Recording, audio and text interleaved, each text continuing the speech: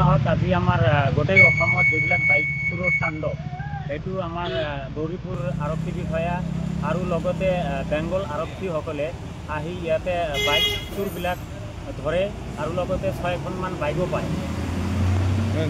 ক'ৰ পৰা ধৰিছে বুলি